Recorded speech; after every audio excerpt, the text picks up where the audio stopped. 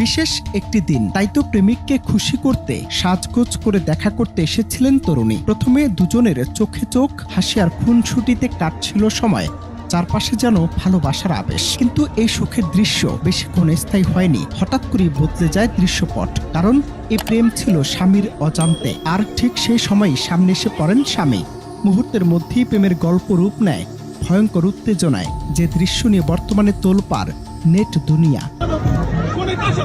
সামাজিক যোগাযোগ মাধ্যমে ভাইরাল হওয়া ভিডিওতে দেখা যায় স্বামী স্ত্রীর হাত ধরে আটকে রাখছেন, প্রশ্নের পর প্রশ্ন ছুড়ে দিচ্ছেন, কিন্তু কোনো সদুত্তর দিতে পারছিলেন না স্ত্রী।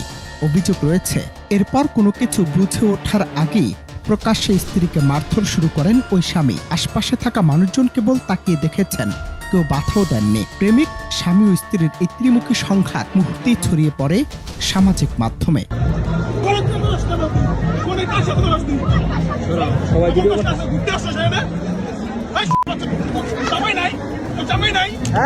এই ভিডিও ঘিরে নেট দুনিয়ায় শুরু হয়েছে তীব্র বিতর্ক।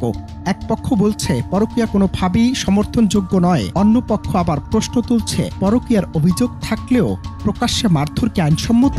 অনেকের মতে ব্যক্তিগত সম্পর্কের জটিলতা থাকলেও কাউকে শারীরিকভাবে লাঞ্ছিত করার অধিকার কারণেই ভিডিওতে দেখা মারধর স্পষ্টতই অপরাধের আওতায় পড়ে। তবে এখনো নিশ্চিত হওয়া যায়নি ঘটনাটি ঠিক কোন এলাকার কিংবা ভিডিওটি কবে ধারণ করা হয়েছে। তবু একটি ভিডিও আবারও প্রশ্ন তুলে দিল, ব্যক্তিগত সম্পর্কে দ্বন্দ্ব কিভাবে জনসম্মুখে সহিংসতায় রূপ দিচ্ছে। সামাজিক যোগাযোগ মাধ্যমে ভাইরাল হওয়া এমন দৃশ্য কি আমাদের সমাজের নৈতিক অবক্ষয়ের প্রতিচ্ছবি, নাকি আইনের দুর্বল প্রয়োগই এমন ঘটনার জন্ম দিচ্ছে?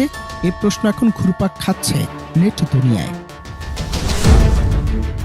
অনন্ত হাসান মাসুদ, বাংলা টিভি।